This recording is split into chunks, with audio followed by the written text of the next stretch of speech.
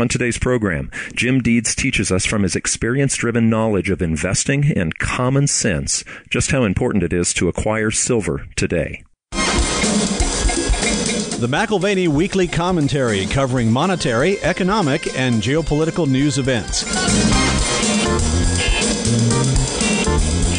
What you're talking about is you're dealing in something on both sides that people need. And if you're looking ahead at the future, you'd say, if I can't buy a silver coin, I would sure like to have a small farm somewhere. You can come up with a lot of different answers. But if you start to have questions about the money and your trust in the money, then your basic needs become very, very important. And to focus on need, I think, might be the investment area to look at now.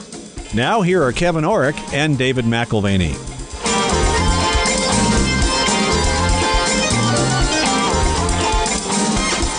Welcome to the McAlvany Weekly Commentary. I'm Kevin Orrick along with David McAlvany. I'm eager, Dave, because Jim Deeds called. He's been calling over and over and over this last month or two, and he's been saying, are you guys paying attention to silver? Are you even looking at what's going on? And this is a man who we have on a regular basis, has a relationship with your family and a history with your family. But what we know Jim to be is a value investor, and he's also a position investor, and he teaches people how to take a position in something that makes sense, and then just watch.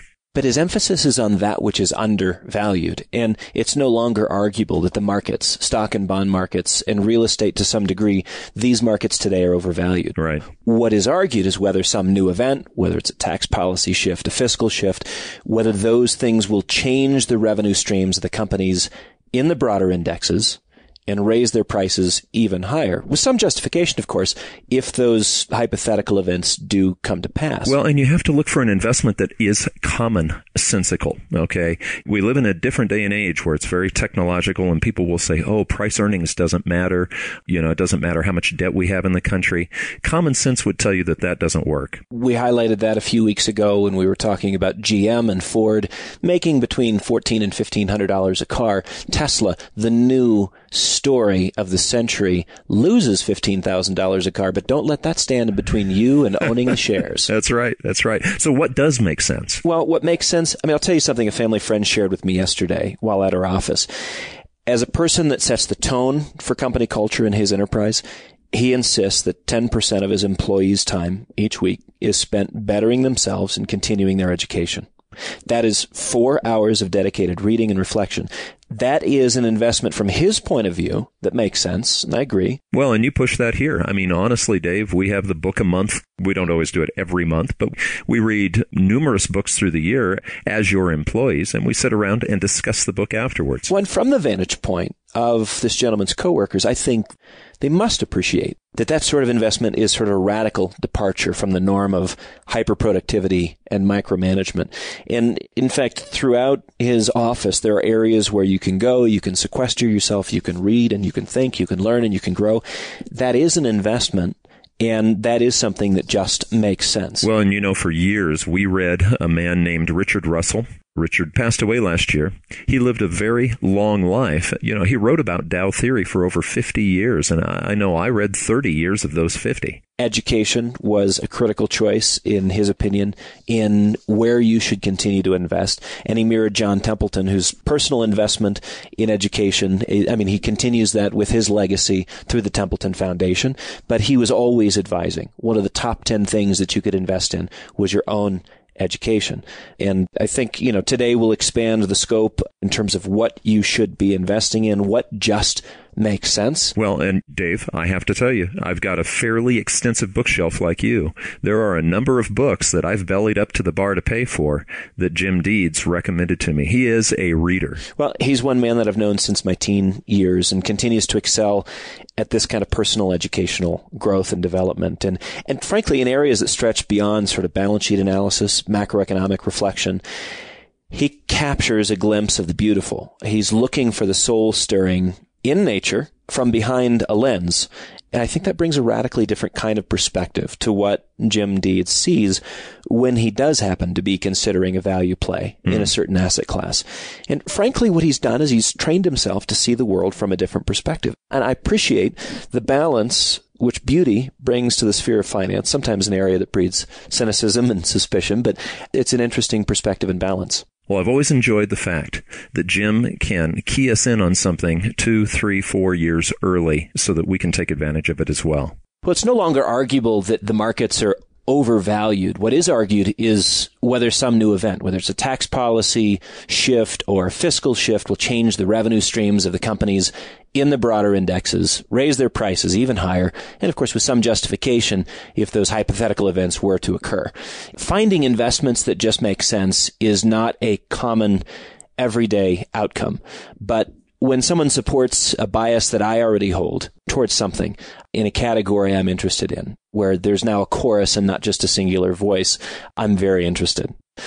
There's a man who's been on the program a number of times before, going back to when we started our commentary nearly 10 years ago, Jim Deeds, who since my teenage years, in my opinion, has excelled in this kind of personal educational growth and development. And it's uniquely I can just brag on you a little bit here, Jim, in areas that stretch beyond sort of balance sheet analysis, macroeconomic reflection.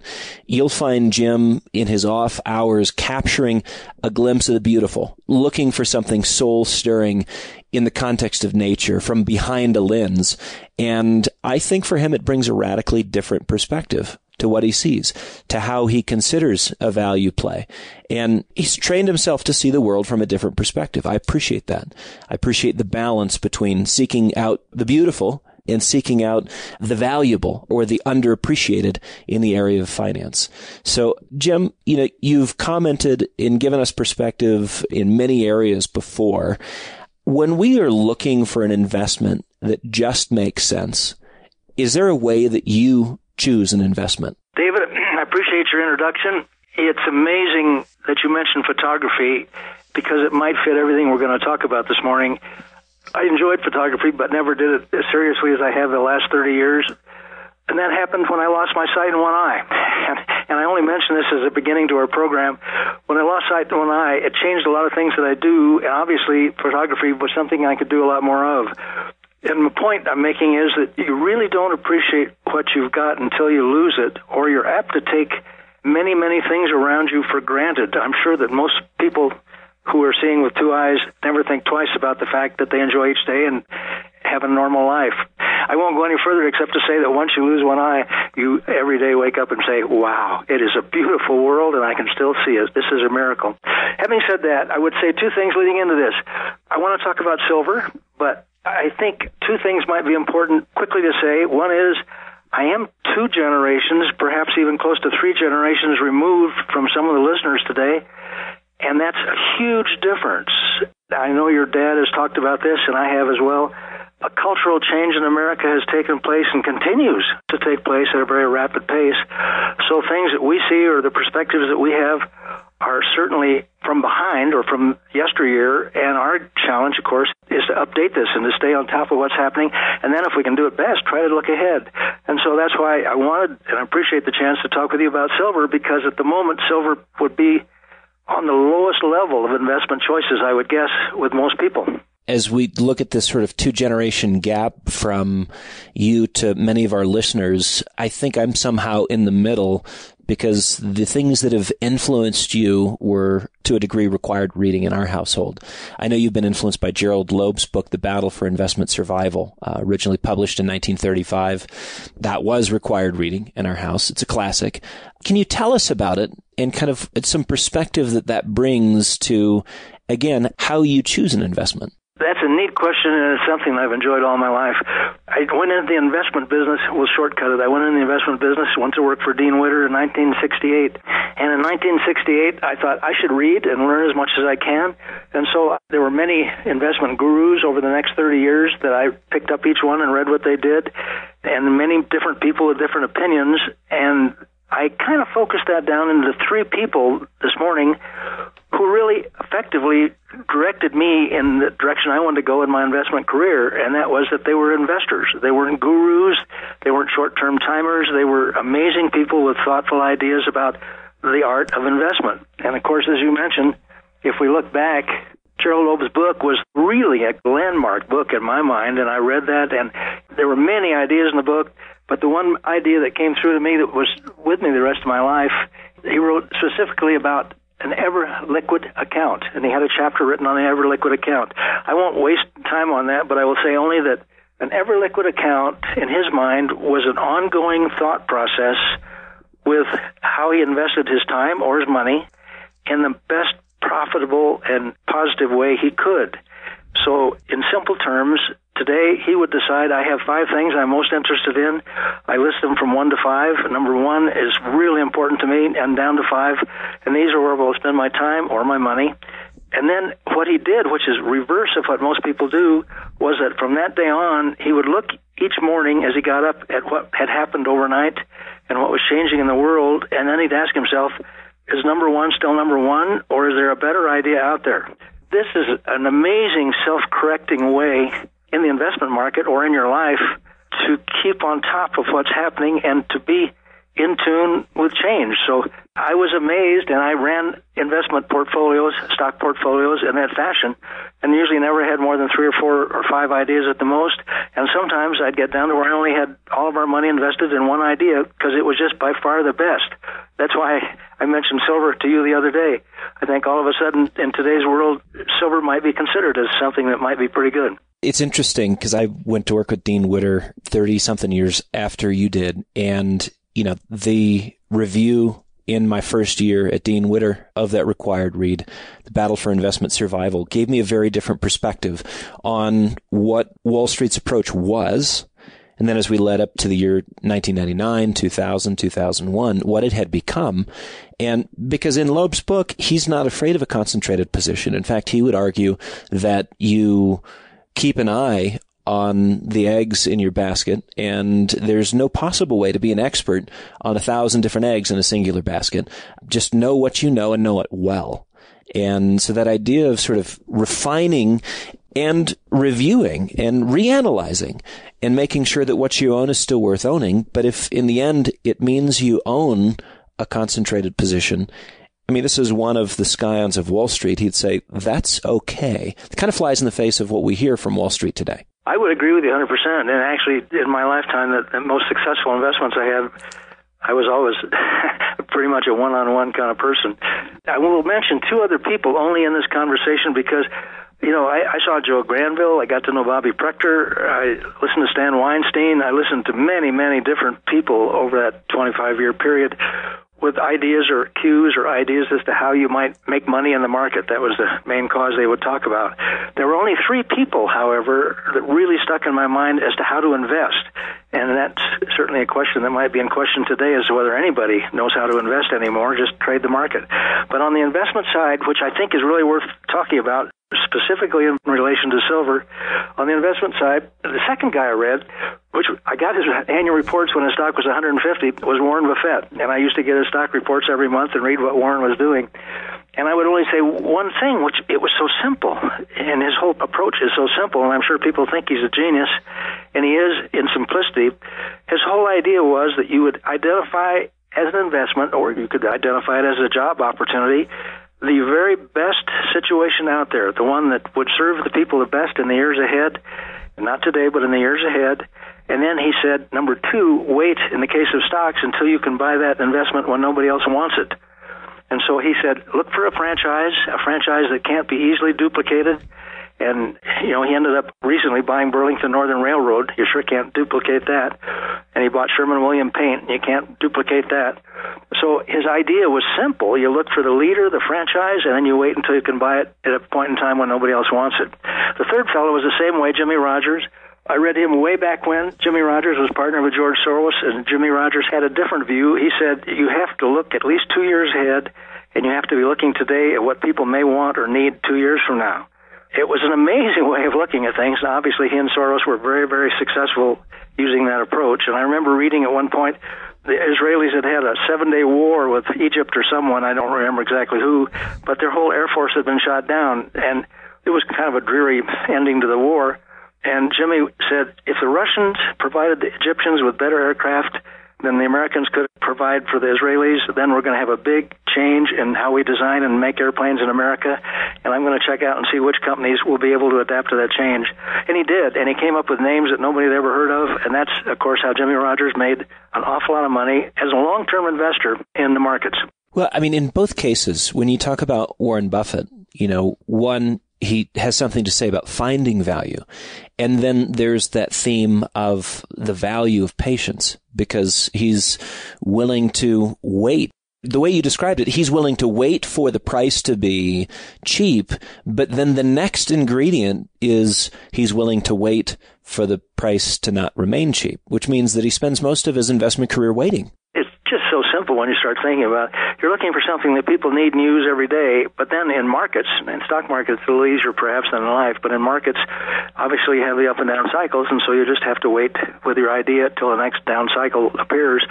In the 2008 cycle, when Goldman Sachs was going broke, he bought some Goldman Sachs stock when they needed the money bad. He's a genius at just waiting and being patient. And then what you just said is exactly right. The patience is paid off on the other end, because usually those holdings last anywhere from 4 or 5 up to 20 years in his investment ideas, and that's a long ways away from what most people are doing today. No, it's fascinating. I mean, in a world of high-frequency trading, we're fascinated by, and in Wall Street firms practically require you to be in and out 20 times a day. Then you're a good customer. Anything shy of that, you really don't represent value to them. So we're moving into a brave new world. You say Jimmy Rogers looks 2 years out. He taught a course on investing at Columbia University and would have students look at investments that had worked very well. And then he would basically reverse engineer those success stories and have them analyze the factors that they needed to observe in advance in order to predict and thus participate in the investment. So again, you're talking about looking ahead. Today's not the issue. Tomorrow is what you're looking for. You're right. It's exciting and it's fun. In my own life, I would only mention 2 things because they're laughable. My son mentioned them this morning. First one is sales engineering. When I got out of the University of Colorado, because that's what I took in school, I was selling into the construction market. This is just the way life is. And all of a sudden, I realized I was working with a concrete company, so I was seeing buildings going up. And I realized that on just about every corner, at least in Colorado, we were seeing a new bowling alley being built. This was in 1960, believe it or not, way back then. And we were in a recession. And bowling alleys was a neat idea because people didn't have to spend much money to go out on a Saturday night and bowl. And I'd look at these bowling alleys going up, and it would always say, Pin Setters by Brunswick Bach Calendar. So I'd been an investor for some time. I called my stockbroker, neat guy, said, Hank, I'd really like to buy some Brunswick Bach Calendar. And he said, what is that? He said, these are miracles when they happen. And I said, well, I see they're building bowling alleys, and I think I want to own some. So he did, and the long and the short was, 4 years later, Brunswick Bach Calendar was in the most active list on the New York Stock Exchange every day in the 5 or 10 most active stocks, because all of a sudden bowling was out there in front of everyone else. And that paid for my first house. So it was nice to understand how that system worked. And I've tried, and not always been successful, to do that over and over, and that leads us to today, which we hope is a good idea, and that is silver. Silver is as far out of sight as it's probably been in your life or mine. Would that be right to the average investor? Particularly when you look at values relative to each other. Because, I mean, in terms of price, you could go back to the 1920s and 30s and, you had a $20 gold piece, and silver at the classic ratio of 15-1 was, right around $1.30 an ounce, $1.25 per ounce, right? So that's where it was. Now it's $16 to $18, fluctuating in that range here in the last few weeks. Is it more expensive? Is it on anyone's radar? Relative to the rest of the world, it's still dirt cheap. Relative to gold, it's very inexpensive. And it is kind of in an interesting place, a neglected theme. Both metals are, but particularly in the U.S. context. Because, we look at gold demand in India, for instance, just as an indication of global interest in the metals. Jewelry demand was up 16% last year. Chinese bar and coin demand rose 30% here in the first quarter of this year, according to the World Gold Council. These are cultures that save in ounces. They look at gold and silver as a reliable store of value. In the United States, nobody cares. U.S. mint numbers are down pretty catastrophically since the beginning of the year. But that's just an indication of where sort of the mindset of the American investor is.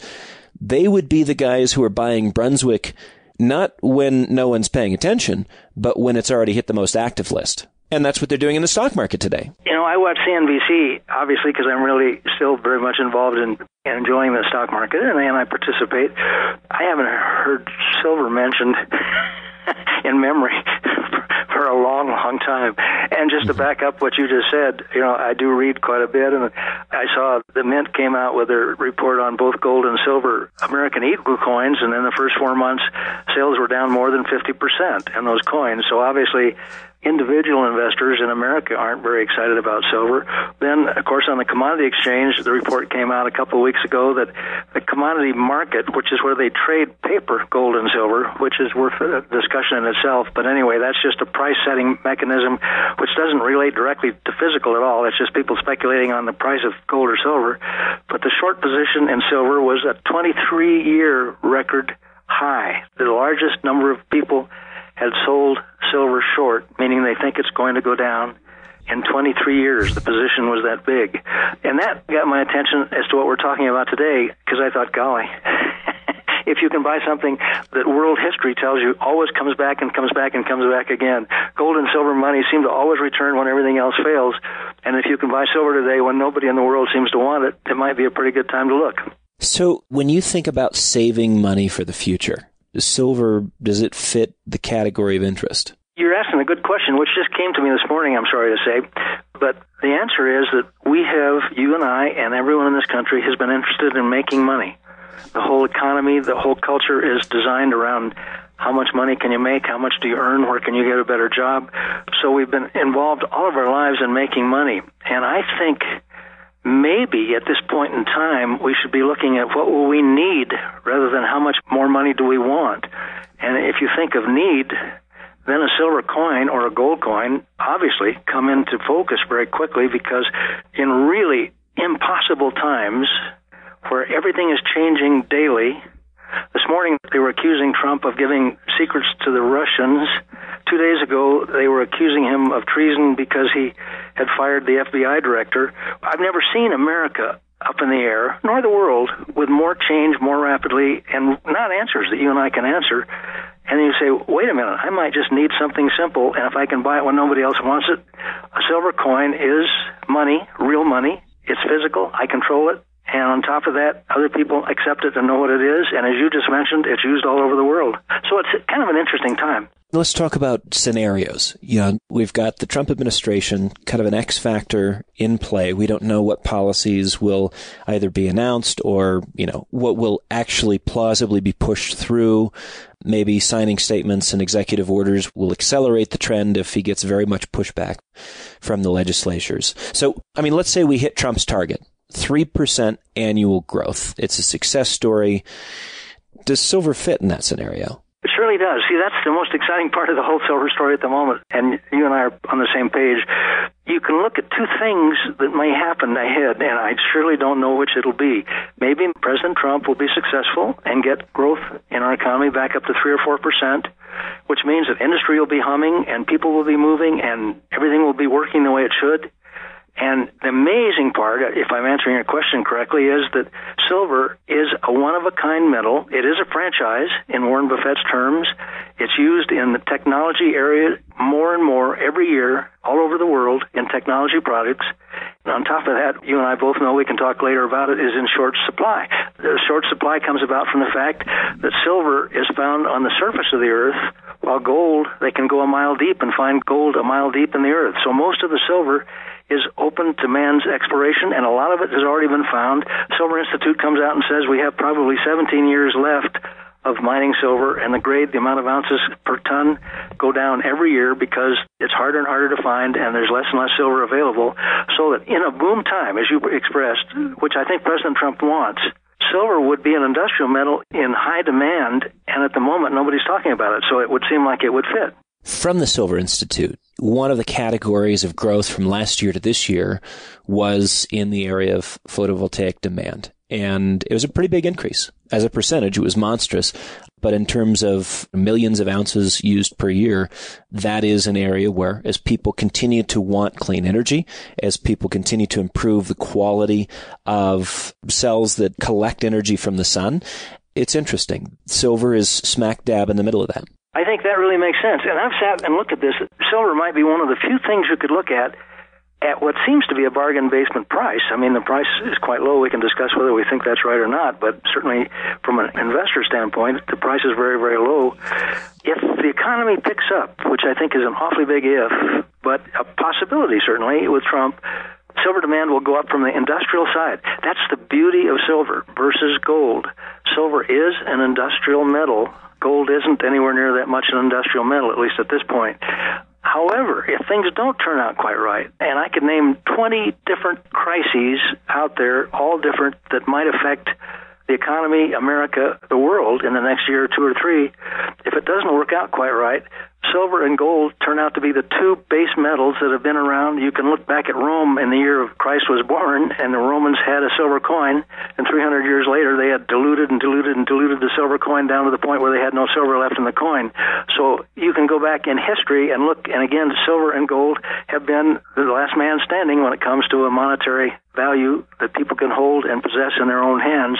And silver, if everything went wrong, and if we went to a cashless society, which we may well do, would be a representative of something physical that people could use in barter if all of a sudden a cashless society wasn't working too smoothly.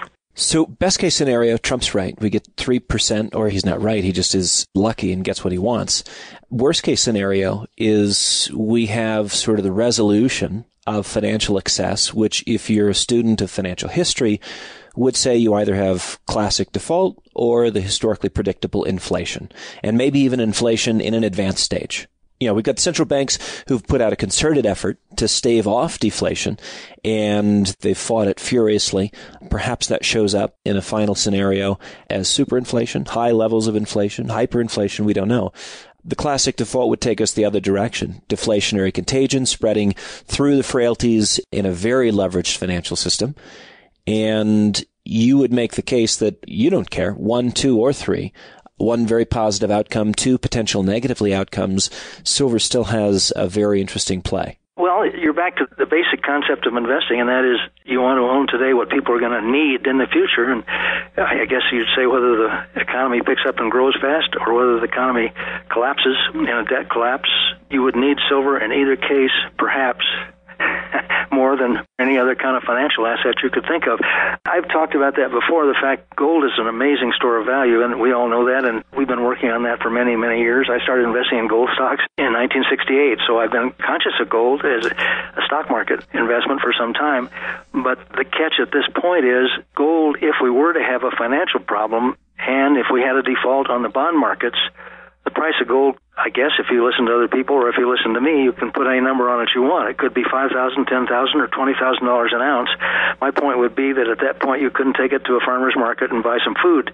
At that point in time, a silver coin, on the other hand, even a silver dime today costs about $1.35, I think, $1.35 for one of those old silver dimes. You could take the silver dime to a market and buy food for the next week. You might need that silver coin as a currency. That was the whole exciting part of this that I was thinking about when I told you I'd like to talk about silver. You know, so we have things to consider, and I don't know if these are short-term considerations, long-term considerations. You and I think in terms of the free markets, and we think in terms of markets that are driven by supply and demand. In the modern era, however, we've got something that's almost supplanted and replaced the free markets, the capital markets. They drive everything. And basically what it's done is put credit and debt in the driver's seat. And instead of our traditional concept, if you go back to Economics 101, where demand and supply balance each other out and price is sort of the adjudicator, we have excess demand created through our fiat system. And then, of course, through a fractional reserve banking system that allows for even greater leveraging of the underlying monetary base. So are the old rules out? Do we have new rules which allow the Federal Reserve to kind of guide the economy forward, where, again, supply and demand doesn't matter? We just see an infinite repricing to the upside of all financial assets because, again, capital markets are in control. It's no longer a question of supply and demand. And if capital markets are in control, it's just a question of how much money will be printed and where it will flow. That's right. And I'm sorry because I just happen to be of that age, but that's the scariest part of everything we talk about, because I look out my window at most of my neighbors. The guy across the street flies an airplane for United. I can take him and work my way all up and down the street, and most of the people at this point having read about a $20 trillion current deficit in the United States, or maybe knowing that we have over $100 trillion of future promises for Social Security, for Medicare, Medicaid, that type of thing. Those numbers are so big, if you ever sat and tried to write down $1 trillion and saw how many zeros it was, you'd say, I don't think I care anymore. And so I'd say that people have really turned away from that, in that it's so over our heads that they just decide either to live for today or take for granted what we've got, which has been so easy for so long that I guess tomorrow will be just like today, won't it? And in that case, I'd say the changes we see happening in the world would tell me the change will be amazing in America. It has to be. While President Obama was president, they doubled the debt from $10 to $20 trillion on the current balance sheet. At some point, people will wake up, and if we don't, obviously other nations are, and they're saying, gee, if you can print money like that, then why would I want to sell you anything? The money isn't worth the paper it's printed on. That's kind of a dire prediction, but I think history would tell you that could happen. Well, so again, the amount of debt that you have, you can maintain it if you have a steady income. And for our economy, that means you need to continue to see economic growth to be keeping up with those debt payments and obligations. When you see cracks within the economic system in terms of activity, where there's a slowdown in economic activity, it's sort of the front edge. It's an indicator that maybe you won't be able to service the debt. At least that's hypothetically the concern. We had housing starts in April. Those were down several percentage points after being down considerably in March. And it's just a small crack, but it's a crack in consumer mortgage finance. What about auto lending? We've noted this before, that there's a tightening within the auto lenders. And of course, we're starting to see used autos hit the market at very low numbers. Again, it's just a small crack within consumer finance. But remember that consumer spending is also 2/3 of our economic activity, right? So that's a really important thought. I think it is. Here we are, trying to judge the direction of the economy, and I think you very fairly have said maybe we have a success story in the makings. Not exactly sure how it comes together, but by nook or crook, if we get a 3% growth rate in GDP, everybody will be happy, and the stock market will rage, and silver may have its place in that event. Worst case scenario, however, you still have your bases covered. Well, when you look at those debt numbers and you realize how big they are and how fast they're growing, I think President Trump is a very positive and a very bright person, but I think he's behind the curve, personally. It's easy for me to say out here in Colorado. He's behind the curve in relation to the debt and how to ever take out of that debt. So we hope the rest of the world will go along with us. We've had the reserve currency of the world in the dollar for many, many years now, and it's been a lot of fun. Nixon got off with the gold standard in 1971, so the dollar no longer is backed by anything other than a promise of the United States having the biggest military force on earth, which we do. We spend as much on military, our country does, as every other nation on earth combined. So at the moment, as I see it, we first had a gold-backed dollar, then we had an oil-backed dollar in our partnership with Saudi Arabia, and now we have a military-backed dollar. And I think those are very dangerous times, any way you'd look at it. Then the most exciting thing I thought about this morning was the fact that we spend that much money on defense and on money, and yet the thing we're most afraid of is a terrorist who either has a rapid-firing rifle, a Molotov cocktail, or perhaps he can take over an airline and crash it into a big building.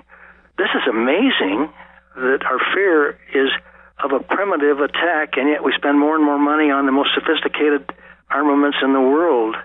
So the debt picture is hard to add up that it really makes sense. And therefore, a silver coin that you can hold in your own possession might be a pretty good idea. It's interesting. I had this conversation with our boys over the weekend. It's that time of the year. 2 cows went to market, and the cows that we keep in the herd are the ones that we give affectionate names to, and they're usually heifers. And the bulls, we've already got enough bulls, and they're the ones that get named after some form of a hamburger or roast beef or what have you. And so each of my boys sold a cow. My older son was a little upset because his was skinny. He was awfully skinny this year, and it didn't yield quite as much. But both of them were wanting to wheel and deal. This is Sunday night. They wanted to wheel and deal on Sunday night, and they said, okay, so what's the price of silver? And I said, it's about $16.50. And they said, wow, last time we bought it was $18. That's great. We get to buy a few more ounces. For them, there's a savings plan in mind. They like silver. What you're talking about is you're dealing in something on both sides that people need. I mean, food is obvious, yeah. And if you're looking ahead at the future, you'd say, if I can't buy a silver coin, I would sure like to have a small farm somewhere. You can come up with a lot of different answers, but if you start to have questions about the money and your trust in the money, then your basic needs become very, very important. important, and to focus on need, I think, might be the investment area to look at now. Well, and that's what you said earlier. We've asked the question, and we continue to ask a question that doesn't have a specific answer. How much do we want?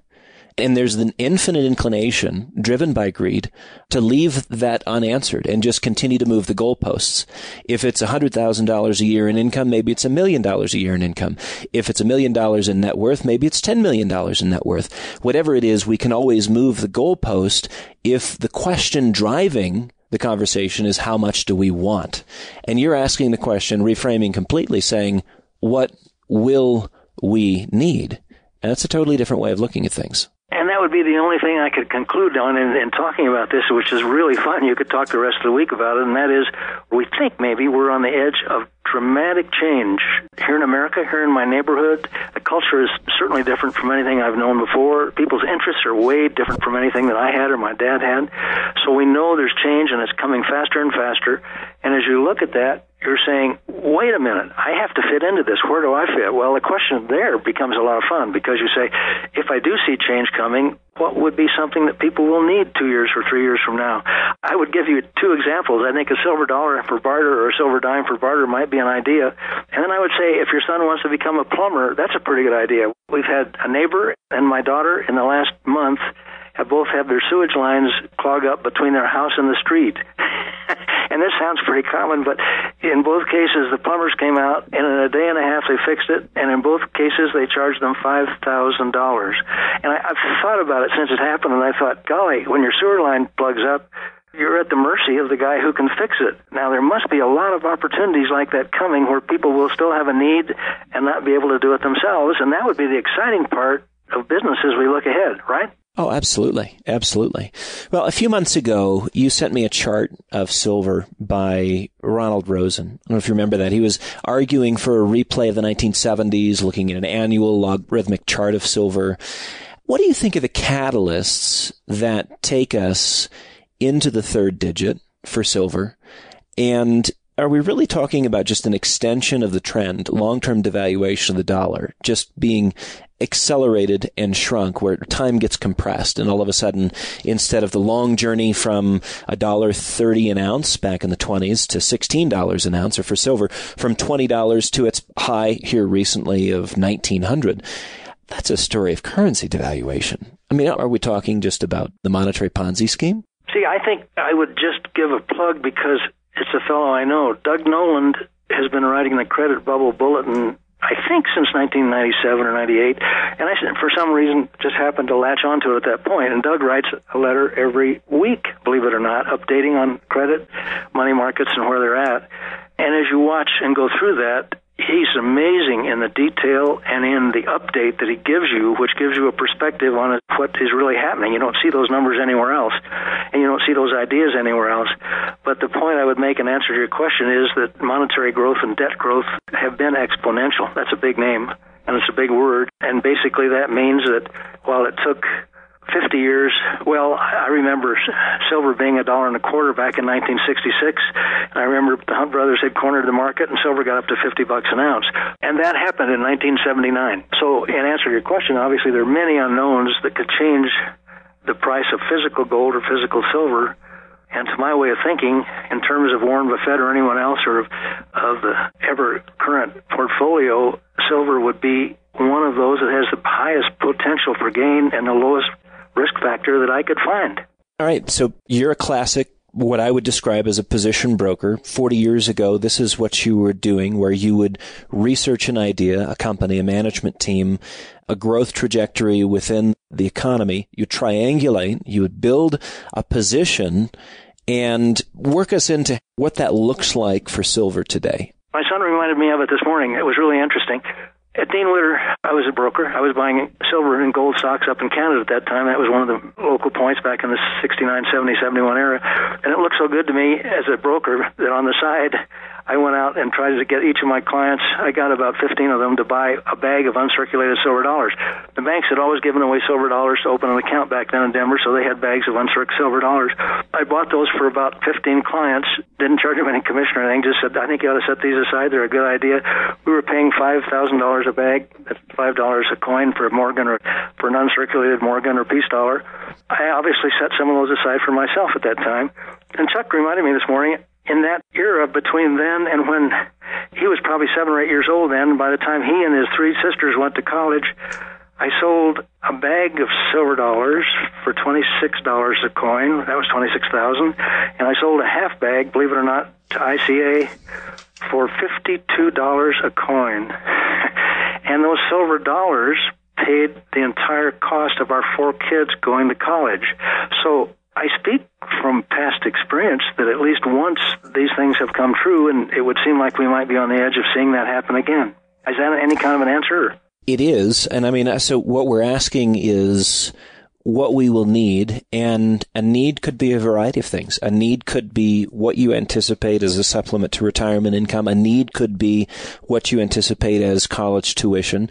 A need may be, fill in the blanks, but you answer that question, do the math, and see what that equates to in ounces today. And it's a different way of savings. You know, in my own mind, if people had savings, that's a good question because most people don't save anymore. Most people can't save anymore. So you're talking to a rarefied group of people who still save money or who try to save money. But if they did, it depends on the level of their savings. But I would certainly think that anybody should have 5 boxes. A box of Silver Eagles is 500 coins. And if it were me and I were 40 years old and could afford it, I'd have 5 boxes of Silver Eagles just in case. Number one, it would be a godsend if the money system goes kaflooey. Number two, it probably will turn out, since they're totally out of favor at the moment, to be a very fine investment as far as the price going up, even if you don't need them. So I think that would be something I'd look at. I think many people probably can't afford that, and they should be in junk silver. Junk silver refers to silver dimes, silver quarters, and silver half dollars. Certainly people can set a few of those aside. It lets you sleep easier at night. It would seem that way to me. Well, I agree. I think one thing that I don't have the clear memory on is that particular investment going up tenfold. It's amazing when it happens. But you've seen it. Obviously, you've seen it in multiple asset classes, but you've also seen it in silver and understand the circumstances that drive it. And that it's actually in a short period of time, when it occurs, that it occurs. So, Jim, you saw the run from 66 to 79 when you were selling, and it went even a little further into 1980 and sold it at $50. This morning I remember walking down the street, 17th Street, which is where all the banks and brokerage firms were. I had just bought a half a bag of circulated silver dollars from a stockbroker, believe it or not, who worked for Merrill Lynch. And I was walking down the street, and I met a neighbor, and of course the street was crowded with people. And he said, "Jim, there you are. What are you doing, carrying your money?" Carrying your money to the bank. Little did he know that I had silver dollars inside that bag. It was amazing. And it worked out pretty well. I think the main thing today is it's exciting. You can either get very glum about this picture or you can get kind of enthused about it. And I would be enthused. I'd say cultures change, people change. If you look at history, if you look at today, if you look at our lives, you see opportunity that you never saw before. Ray Kroc was a malt machine salesman out in California. He recognized that 2 brothers, McDonald brothers up in San Francisco, were selling a lot of hamburgers, and on top of that, they were wearing out their malt machines about 3 times or 4 times as fast as anybody else. He went up and talked to them and said, "Can't we open a franchise and try to build some of these somewhere else?" And the brothers said, "No, we don't want to do it, but we'll give you the rights to go ahead and try." So we know what happened with McDonald's. The same thing exactly happened, and these are fun because you're interpreting how a culture changes. The same thing happened with Howard Schultz at Starbucks.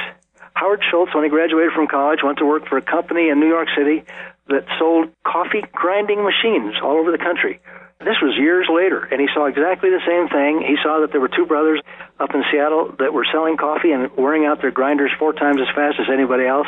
So he said, "I'm going to go up and see what they're doing." And, of course, the long and the short of it is he quit his job, went to work for them, offered them to be a partner, and they said no. Then he went on a buying trip to Italy And he said, what are all those people doing up and down the street? And I said, oh, they all stop in the middle of the morning to have a latte. And Howard said, what's a latte? These are amazing stories. And these come about from change. So Howard Schultz came back and said, I want to build some coffee shops. The brothers said, that's the dumbest thing you can do. Coffee shop never made any money. Howard Schultz said, number one, I got something called a latte that nobody's seen. Number two, I've got the idea that people are seeking community. They don't get to talk to each other. And one thing about a coffee shop is when you go in, you all sit down and talk together. The rest is history. I mean, you can see what happened with that. So I look ahead and think those same kind of opportunities are maybe hidden, or maybe if we start to look, we'll see them today. And in the money business, it strikes me that a silver coin might be one of those. Very well could be the same thing. Well, it strikes me as very important that how we save for the future is sort of in the middle of this conversation.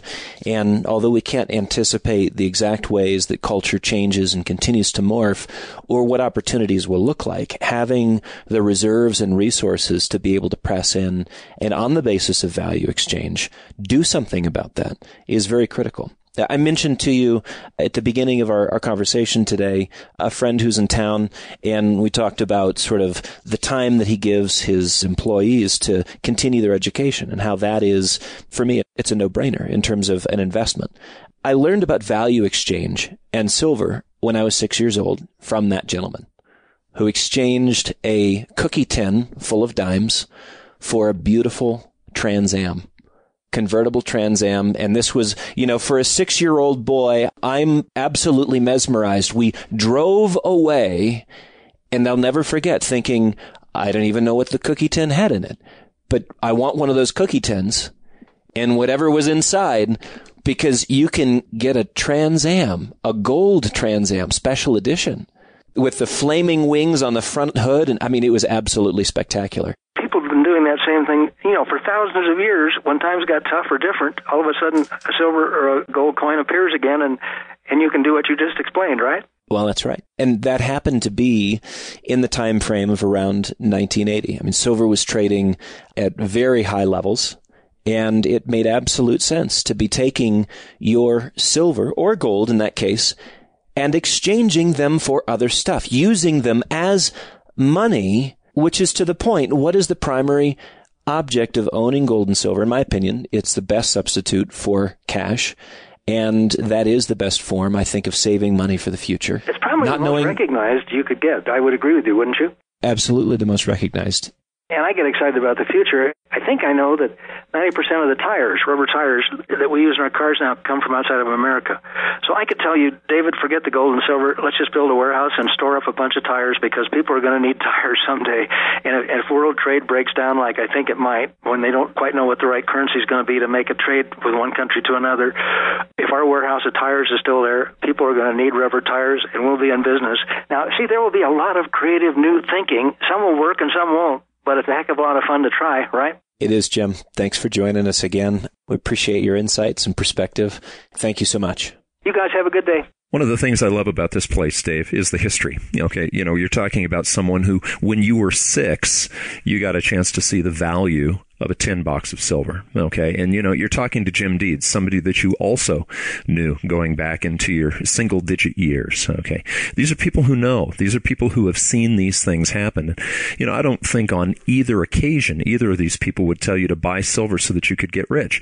They're basically saying, look, this is something that you need. This is a way that you can spend when the money that we now know today, doesn't work anymore. Well, that's right. The only change that's occurred in our family is that today it's cigar boxes instead of cookie tins. And it's your kids right now who are, down to 4 years old as far as doing the trades, right? Absolutely. Thank you for listening to today's McAlvany Weekly Commentary, and we'll see you next Wednesday. Be sure to follow us on Twitter at ICA Gold for our latest updates and market thoughts. You can also follow David personally if you just go to @DavidMcAlvany. If you want to learn more about us and what we do, visit us online at McAlvany.com or give us a call at 800-525-9556.